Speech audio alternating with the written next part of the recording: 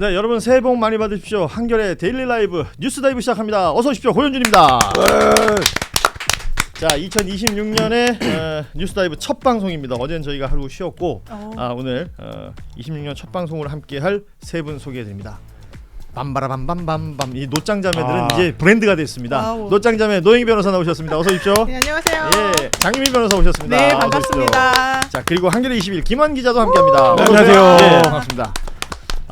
본격적인 방송 시작하기 전에 저희가 지난해 벌써 작년이 됐습니다. 작년이죠. 12월 22일부터 31일까지 저희 한겨레 TV 게시판과 저희 방송 고정 댓글 등을 통해서 설문조사를 진행했었습니다. 2025년 가장 뜨거웠던 출연자 그리고 가장 좋은 케미를 보여준 커플 이렇게 각각 조사를 했고 그 결과가 31일에 나왔고요.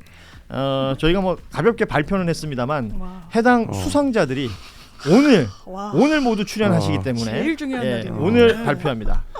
올해 뉴스다이브 전체에서 가장 강렬한 인상을 남긴 출연자 여러분이 직접 주신 상 3,500분 정도가 투표에 참여해 주셨고요. 당당 1위 노영희 변호사입니다. 진짜 영광이다. 아닌 것 같은데. 이거 순위 공개를 해줘야 되는 거 아닙니까? 순위 공개는 안 하는 걸로 나는 했습니다. 네. 장유미 변호사도 제법 높은 순위고요. 오, 진짜 김한 기자도 굉장히 높은 순위예요. 이거 어쨌든 공개를 해줘야죠. 누가 안 돼요. 꼴등인지 가려야죠. 꼴등은 너무 상처받을 것 같아. 꼴등은 한겨레 기자들이 쭉 밑을 깔고 있어요. 수상 소감 한마디 들어봐야죠. 근데 이게 가장 인상 깊은 사람이에요? 강렬한 인상? 그렇죠. 가장 뭐 좋다거나 이런 게 아니고. 뜨거웠던 출연자. 그러니까 뭐 결국은 응원의 강도가 센 거죠. 그렇게 좋게 말씀하시니까 제가 받아들이긴 하는데. 다른 생각도 있어요? 왜냐면 제가 JTBC 그 장래환 여의도에 나갔었는데 인기상을 받은 게 아니라 파이터상을 받았단 말이에요. 아니지 막 그 시끄럽게 잘 싸웠다 이런 거 아닐까 해서 내가 조금 좀 부담스러웠는데 여기도 지금 저는 1등이라 그래서 좋은 줄 알았더니 강렬한 인상을 남긴 이런 식으로 말을 해가지고 이것도 뭔가 있다. 여기도 파이터네요. 그러니까 예, 이거는 옳지 않아 이거는. 아니, 사랑스럽다는 표현들도 있었어요. 왜냐하면 이게 저희가 설문도 하고 의견들도 받았었는데 본인들이 지지하는 분들에 대한 응원 메시지들이 있었거든요. 아무튼 우리 노영희 변호사가 1등했고 그리고 또 하나의 설문조사는 베스트 커플이 있었어요. 가장 좋은 케미. 이거는 진짜 타의 추종을 불허했습니다. 투표를 안 해도 될 뻔했어요. 웬일이야. 압도적으로 노짱자매 장유미 커플이었습니다. 네, 여기 장유미 변호사 덕분이라고 생각합니다. 아니 정말 노영희 변호사 감사합니다. 덕분이고 저는 어떤 생각이 드냐면 옛날에 장난감이 있어요. 거북이 어미가 있고 거북이 아기가 이렇게 같이 따라다니는. 그런 장난감. 그래서 나는 그 아기가 된 느낌이야. 그래요. 부담스럽다. 또 연식이 나오는 장난감. 그 장난감도 왜 그런 거 아니야? 이렇게 뒤에서 이렇게 고무줄 달려가지고 맞아요. 말 뛰어가는 거. 그 판례가 있더라고요. 누가 따라 만들었다가 이렇게 재질을 당하는 거. 그래요? 그런 판례가 아무튼 저는 사실 뉴스다이브 저희가 작년 4월에 시작했으니까요. 아직 만 1년이 안 됐는데도 뉴스다이브 하면서 가장 새로운 발견은 장윤미입니다. 그렇죠. 그 정도예요? 진짜. 네. 기존에 다른 방송에서 뵀을 때하고 완전히 달라졌어요. 사람이 이렇게 푼수인지 아니 나 푼손 아니고 귀여워요. 귀엽다. 큐티. 커엽네. 아니 장유미 변호사가 얘기한 게 있어요. 자기는 좀 불편한 곳에 가면 좀 더 이렇게 예의를 차리고 더 이렇게 좀 정형화되게 행동하는데 자기가 너무 좋은 곳에 오면 편한 곳에 오면 사람 가려요. 네, 좀 저렇게 얘기한다고. 근데 여기는 너무 좋아하는 거죠. 그러니까. 다행입니다.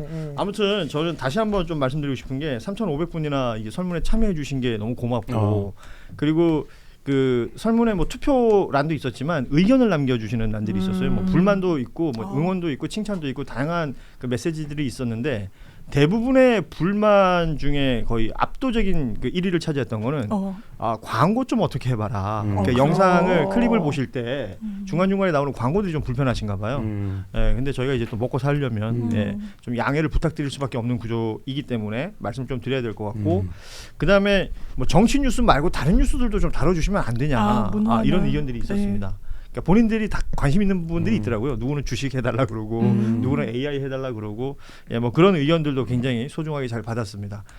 그리고 그러니까 건강 챙겨라 뭐 여러분 응원한다 이런 또 좋은 메시지들 좋았습니다. 근데 왜 꼴등은 안 밝혀요? 이것도 아주 워스트 그러니까. 그 커플상. 워스트 커플은 누구요? 워스트 커플도 있어요? 있어요. 있긴 있어요. 그러니까 그 후보 중에 가장 낮은 득표를 하신 분들이 있는데 그 아침에 방송하시는 분들이라 제가 쉽게 얘기하기 못하는. 그분들 왜 굳이 그렇게 그 얘기를 왜 그러는 거야 도대체 자기는. 예.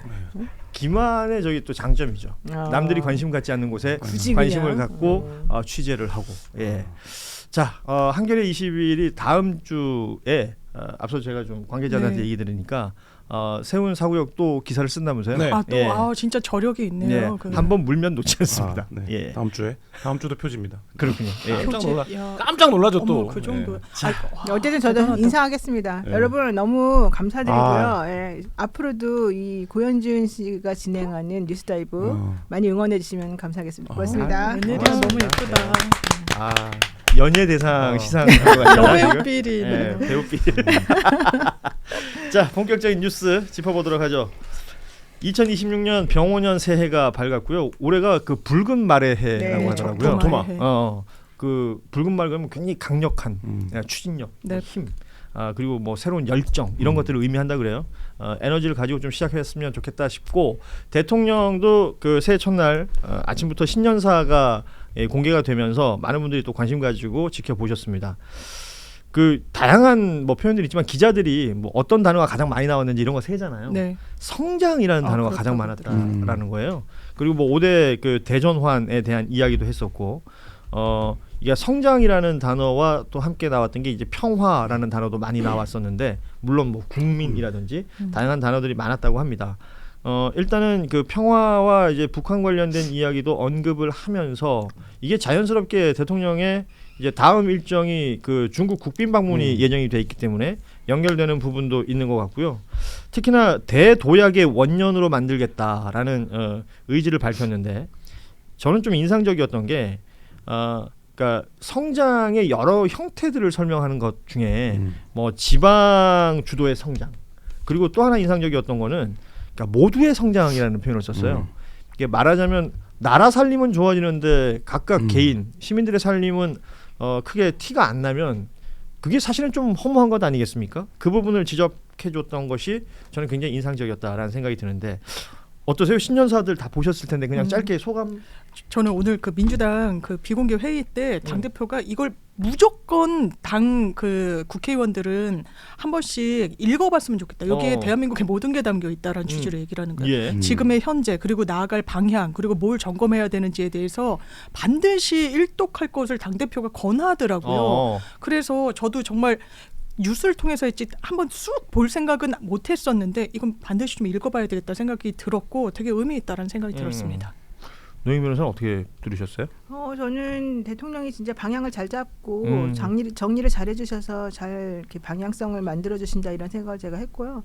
특히 그 북한하고의 관계를 바늘구멍 뚫는 얘기 이제 또 하시면서 현실적으로 지금 너무 어렵기는 한데 이쪽으로 가야 된다 이제 이런 말씀 해주셔서 저는 우리가 결국은 이 좁은 한반도에서 결국은 이 열강들하고 싸워서 이기려면 뭐가 있겠습니까? 이제 그런 부분들에 대해서 저는 되게 뜻깊었고 또 하나는 외교 관련해 가지고 이제 하나의 중국을 이제 얘기를 하셨거든요. 그래서 저는 하나의 중국이라고 하는 게 사실은 이제 국제 관계 속에서 좀 이렇게 딱 직접적으로 말하기 곤란한 부분도 사실 좀 있잖아요. 여러 가지 정치적인 생각을 해보면. 근데 그거를 오히려 그냥 지금 상황에 맞춰서 얘기를 해주셔서 이게 좀 과감하게 실제 좀 그것 때문에 오히려 부담스러운 부분도 있겠지만 오히려 그런 거 신경 안 쓰고 우리가 좀 힘을 가지고 있는 나라로서 방향성을 딱 정확하게 선점해 주는 게 이게 대통령이 결국 리더십을 이런 식으로 발휘하는구나라는 생각이 들었습니다. 네, 중국 방문을 앞두고 했던 메시지이기 때문에 또 인상적이었고 우리 대통령이 국빈 방문한 이후에 또 중국과 미국 정상들이 또 만나는 일정이 있잖아요.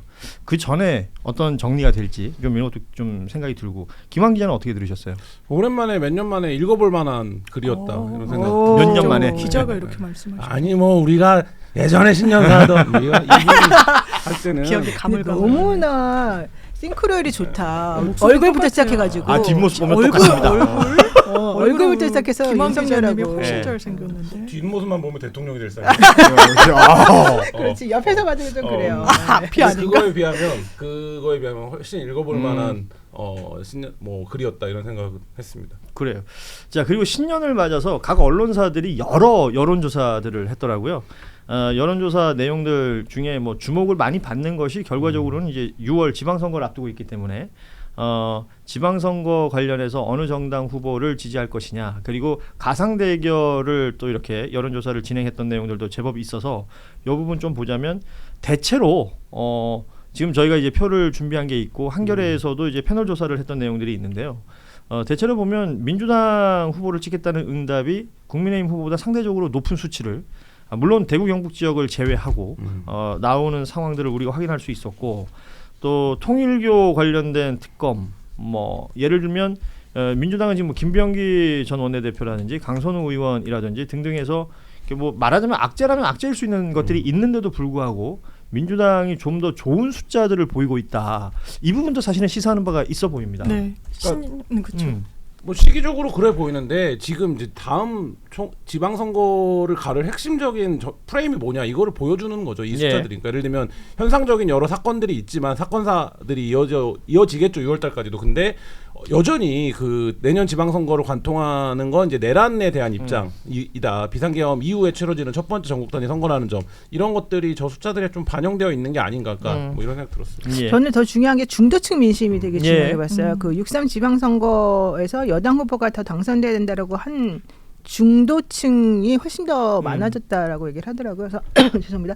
그 38%였다가 44%로 이제 올라갔고 여당이 승리해야 된다는 측은, 그리고 야당이 승리해야 된다는 측은 오히려 6% 정도 떨어진 걸로 지금 나왔는데, 현실적으로 많은 분들이 지금 국민의힘 쪽에서 장동혁 대표가 지금 하고 있는 그런 스탠스를 원하지 않고 오히려 우리는 이렇게 가면 안 된다고 얘기하는 분들이 많이 나오는데 이런 것 같아요.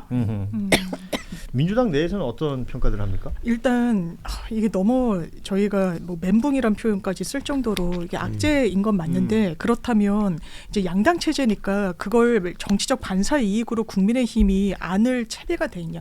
만약에 이것도 이제 공천 헌금 문제랑 연관이 돼 있고 하니까 많은 분들이 이제 좀 좋지 않게 생각하실 이슈인데, 그렇다고 해서 뭐 정치적으로나 도덕적으로 국민의힘이 더 우위에 있다라고 유권자들이 지금 보는 것인가? 그렇진 않다라고 보여져요. 이런 부분이 지표에 반영된 것 같고, 어떻게 보면 지방선거 더 전에 민주당으로서는 채비하고 준비해서 재정비할 수 있는 시간이 있다라는 생각이 들어서 더 좀 잘해야 되겠다는 생각이 듭니다. 그렇군요. 그 광역 단체장들 각 지역별로 뭐 이렇게 가상 대결 내용들이 여러 개 나와가지고요.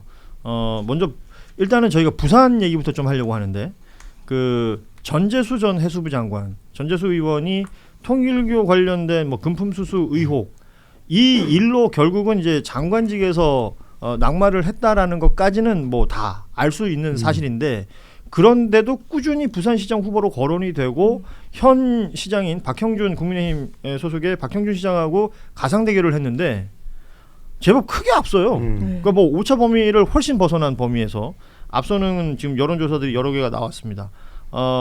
중앙일보 조사를 기준으로 보자면 부산 101명에 대해서 전화면접 조사를 했었는데, 지금 보면 전재수 39, 박형준 30, 오차 범위가 플러스 마이너스 3.5라고 봐도 오차 범위 밖에서 9%포인트 차이를 보이고 있습니다. 중도층 응답자 49%가 오히려 전재수 전 장관을 택했다. 이건 좀 박형준 현 시장 입장에서는 굉장히 뼈 아플 것 같아요. 근데 현역 시장이 이러기가 쉽지 않은데. 근데 이제 양면이 있는데, 현역 시장이라서 유리한 프리미엄이 작동하는 선거가 있고, 근데 박형준, 오세훈 시장 다 마찬가지인데 여기들은 좀 약간 피로감 같은 것들이 있는 오히려 거죠. 그러니까 여러 번 했는데 과연 뭘 했냐. 특히 이제 부산은 청년들이 가장, 광역 단위 중에 청년들이 가장 빨리 사라질 거다, 뭐 이런 이제 말하자면 우울한 전망들이 있는 도시인데, 그러면 과연 지금 박형준 시장이 임기 중에 뭘 했냐, 이런 부분들에 대해서 평가가 굉장히 낮은 것 같고, 부산 지역에 있는 분들 얘기를 들어보면 실제로 민주당에서도 부산에서 뭐 재선도 한 의원도 있고 여러 명이 있는데 그 사람들을 넣고 돌리면 이런 결과가 안 나와요. 근데 전재수 의원 같은 경우가 원래부터 좀 경쟁력이 있다는 거예요, 실제로. 그러니까 바닥 여론에서 전재수에 대한 인물에 대한 경쟁력이, 뭐 그런 것들이 좀 지금 겹쳐져 있는 것 같고, 제일 큰 거는 지금 부산 쪽 얘기를 들으면 제일 큰 건 뭐냐면 해수부가 진짜 내려왔다. 이재명, 이거를 20년 전부터 정부들이 얘기를 했었는데 아무도 못했는데 이재명 정부가 하지 않았냐. 그러니까 이러면 우리가 뭔가 우리도 호응을 해줘야 되는 거 아니냐. 이 정서가 실제, 그거 이제 장관이 전재수였다 뭐 이런 것도 영향이 당연히 있겠지만, 근데 실제로 이제 부산에서는 그거 굉장히 중요하게 봤었기 때문에 그러니까 그 부분이 좀 복합적으로 이 숫자들에 묻어 있는 게 아닌가 이런 생각이 듭니다. 저는 사실은 지금 민주당에서 계속 악재가 터져 나오는데, 대통령이 다 모든 걸 해결해주고 있다. 대통령이 막아주고 있다. 이 생각을 예. 조금 했어요. 그래서 실제 대통령이 하는 정치 때문에 국민의힘이 못 살겠다고 얘기할 정도예요. 그러니까 그 얘기는 무슨 얘기냐면 대통령이 막 한수 열수 이렇게 막 앞을 내다보고서 이제 뭔가를 하다 보니까 국민의힘이 민주당 의원들은 오히려 상대하기가 쉬운데 대통령이 대체 어떤 수를 써가지고 사람들을 이렇게 마음을 딱 잡아갔는지 이거를 우리가 정말로 따라가기가 어렵다. 이게 첫 번째 생각이고 두 번째는 대통령이 가지고 있는 그 행정적인 권력이나 이런 권한이 있잖아요. 그거를 적시적소에 잘 사용하니까 실제 의원들은 말로만 떠드는 게잖아요. 근데 그게 아니라 말로만 떠드는 게 아니라 실제 뒷받침이 되어주는 정책을 가지고서 승부를 내주니까 구현이 되고 예. 너무 이게 좋다는 그런 생각 가지고 있고요. 특히 저는 전재수 전 장관에 대한 이 지지도는 전재수 뭐 전 장관이나 의원이 뭐 잘해서 이런 것도 있겠지만 그거보다도 대통령이 받쳐줘 아까 말한 해수부 이런 이전이라든가 이런 게 같이 이제 이미 그 자리를 깔아줬기 때문에 그 믿음이 있었던 것 같고 또 하나는 통일교 관련해갖고 전재수 의원에게 가장 악재는 그 통일교에서 돈 받았네 안 받았네 뭐 이딴 거였잖아요. 근데 그 말을 터뜨린 윤영호라는 사람의 신뢰감이 이제 떨어졌다는 거예요. 그 사람이 그 말을 해가지고 전재수 장관이 낙마하는 것까지는 만들어놨는데 문제는 그 다음부터 그 사람이 이렇게 말했다 저렇게 말했다 해가지고 결국 말이 다 왔다 갔다 하면서 저 사람이 정치적으로 지금 장난치려고 한다라는 생각이 들면서 사람들이 이제 더 이상 그런 거에 놀아나지 않겠다. 우리는 현실적으로 이 민주당이나 이 정권이 우리들에게 뭘 해줄 수 있는지 실질적인 측면에서 한번 따져보겠다. 이런 생각 많이 가지고 있는 걸로 알고 있고 특히 민주당이나 이 정부에서도 부산을 잘 키워야 된다. 여기 공들여야 된다. 이런 마인드를 가지고 아마 열심히 하는 걸로 제가 알고 있어서 그거를 지금 믿는 사람들의 마음이 큰 것 같아요. 사실 그 전재수 의원을 두고 이 난관을 뚫고 헤쳐만 나오면 오히려 정치적 중량감이 확 올라갈 것이다. 이런 얘기들을 했었잖아요. 실제로 그 숫자로 이런 게 보이니까 뭐 예를 들어 박재호 전 의원이나 뭐 그 지금 이재성 당협위원장이나 부산에서 이제 오랜 세월 털을 닦았던 분들도 있는데 전재수 의원이 압도적으로 지금 앞서 나가고 있습니다. 이게 그런 것 같아요. 부산 시민들이 어떤 당 타이틀과 상관없이 전재수란 정치인을 좀 아끼고 키우고자 하는 부분이 좀 분명히 있는 것 같아요. 대단히 고생을 많이 해서 국회 입성을 하기도 했고 그리고 뭐 이제 본인 말에 따르다도 뭐 민주당만 아니었어도 왜냐하면 이제 민주당에 대해서 비토를 가지신 유권자 계실 수 있으니까 부산에. 그래서 전재수 의원을 부산 시민들이 더 아끼고 좀 키워주고자 하신다는 게 지표로 나오고 거기에는 전제가 이 통일교가 우리가 아끼는 전재수란 정치인을 그냥 휘청거리게 하고 사실상 정치권에서 사라지게 할 정도의 폭풍이 있는 것인가에 대한 물음표. 제가 오늘도 이제 경찰 출입 기자한테 들었는데 한학자 총재한테 뭐 보고했다는 정치인 이름 뭐 전재수 전 장관 이름도 있다는 그 문서라는 게 대단히 조악하다는 거예요. 어떤 뭐 실체가 있는지 없는지 모르게 거의 우리가 아주 뭐 기억이 희석되는 걸 막기 위해서 자기한테 카톡 보내고 이러잖아요. 거의 그런 수준이라고 하니까 이게 과연 타격감을 줄 정도가 아닌 것 같아요. 그리고 본인이 되게 좀 정확하게 항변을 하고 있고 그게 어우러져서 현직 시장을 이렇게 좀 어떻게 보면 압도하는 지표가 나온 게 아닌가 생각됩니다. 그 이번에 한겨레가 일면에 실었던 그 패널 조사 내용들 중에 인상적인 게 통일교 특검 관련 여론조사 내용이 있었습니다. 그런데 여기 보면 그러니까 통일교 특검이 처음 말이 나온 건 아까 노희 변호사 지적해 주셨지만 윤영호 전 본부장이 거론을 하면서 국민의힘 쪽에서 일종의 시동을 걸었었잖아요. 시동을 걸고 그 지금 민주당에서도 그 특검안을 받으면서 여기에 신천지까지 붙자라는 얘기까지 나오는 지금 상황을 우리가 쭉 이어서 봤었는데 이게 시민들의 반응 자체가 국민의힘 지지층은 지금 도입 반대가 50.2 찬성이 42.7이니까 반대하는 목소리가 더 커져버렸어요. 그렇더라고요. 민주당은 반대로 지지층에서는 찬성 84 반대 12.7 그러니까 해보자 까보자라는 정서가 확실히 지금 반영이 되고 있는 것 같습니다. 아니 사실 저도 계속해서 이 얘기 나왔을 때 해야 된다고 저는 계속 주장했던 사람이고 실제 그거를 민주당에서 받아서 저는 되게 잘 됐다고 생각을 하는 사람이었는데 오히려 통일교 관련해 가지고 국민의힘의 태도가 조금 저는 애매했던 것 같아요. 사실은 뭐 나경원 의원도 지금 여러 가지 측면에서 뭐 얘기가 나옵니다만은 가긴 갔는데 천정궁인지 몰랐다. 네, 그러니까 그런 식의 이제 대처하는 모습들이 오히려 좀 떳떳해 보이지가 않고 뭔가 있어 보이고 사실 통일교의 여러 가지 스탠스나 그 동안에 행동했던 걸 보게 되면 제가 봤을 때는 민주당에도 접근했을 것 같고 뭐 국민의힘은 당연히 접근했을 것 같고 정말 많은 것들을 했을 것 같거든요. 그러면 중요한 건 그렇게 접근하는 게 일반적인 수준에서 그냥 단순히 자기네들이 뭔가 해보려고 접근한 수준이었냐, 거기에 호응을 해가지고 뭔가 진짜 이루어졌는데 이걸 이제 확인해야 되고, 우리는 그걸 정말 알고 싶은 건데 그렇게 디테일하게 들어가다 보니까 국민의힘이 오히려 우리 좀 부담스럽다. 이제 그리고 솔직히 지난 정권이 워낙 여러 가지 이제 문제가 있는 것으로 나오니까 예. 분명히 지난 정권에서 국민의힘이 뭔가 힘을 실어줬을 것 같다. 이제 이런 느낌이 들어서 저는 오히려 국민의힘 지지하는 사람들 이거 우리한테 악재다 이런 생각 당연히 할 수밖에 없는 구조가 아니었나 생각이 들어요. 예. 이 통일교 특검은 아직도 뭔가 마무리가 안 된 거죠. 국민의힘과 개혁신당이 지금 공동 발의한 특검안이 네. 있고, 여기는 법원 행정처장이 특검 후보를 2명 추천하고 대통령이 임명하는 구조. 이 구조를 민주당에서는 도저히 받을 수 없다. 맞습니다. 그리고 민주당에서는 여기 신천지까지 같이 보자라는 네. 게 계속 부딪혀 있어서 아직까지는 정리가 안 돼 있는 상황인데, 지금 분위기는 오히려 민주당이 더 적극적인 분위기가 될 수도 네. 있겠다는 생각이 듭니다. 신천지까지 그리고- 같이 보자는 전략도 전략인데 저는 그러니까 대선 자금을 같이 보자. 그렇죠. 가야 돼요. 그러니까 예. 국민의힘 지지자들이 실제로 두려워하는 게 그거거든요. 그러니까 그 수사가 되다 말았어요. 예를 들면 뭐 저라고 쇼핑백 받아왔다는 거잖아요. 네. 근데 그게 어디 갔냐? 그리고 통일교가 조직적으로 지원했던, 예를 들면 국민의힘 지구당에 내려보냈다는 돈들 수사 어디 갔냐? 뭐 이런 거거든요. 그러면 대선 자금 건드리면 어떻게 되는 겁니까? 결국에는 환수해야 되거든요. 불법적인 게 들어왔으면. 사실 이제 그런 부분들에 대한 우려가 국민의힘 이제 오늘만 대충 수습하는 국민의힘 지도부들은 오늘은 이주지 않고 지금 사실 또 통일교 특검에 별로 관심이 없어요. 그렇죠. 예, 다른 이슈가 생겨갖고. 예. 그러니까 오늘은 수습해야 될 게 다른 문제예요. 그러니까 또 한 네. 페이지가 넘어가는 네. 느낌. 그런데 오히려 지지층들은 실제로 그 공포가 있죠. 당이 말하자면 괴멸적인, 말하자면 손실을 입고 뭐 타격을 입는 거 아니냐, 이 부분에 대한. 예, 그 정당 지지를 한다는 것이 어떤 건지 모르겠는데, 그 코어 지지층에서는 그러니까 그 정당의 운명을 자신의 운명처럼 받아들인다고 하면 사실은 건강해질 수 있는 포인트가 크게 많이 안 보이는 게 지금 국민의힘 지지자들의 네. 상태일 것 같아요. 그러다 보니까 지금 걱정스러운 목소리들이 이런 식으로 숫자로 나타나는 게 아닌가 생각이 들고요.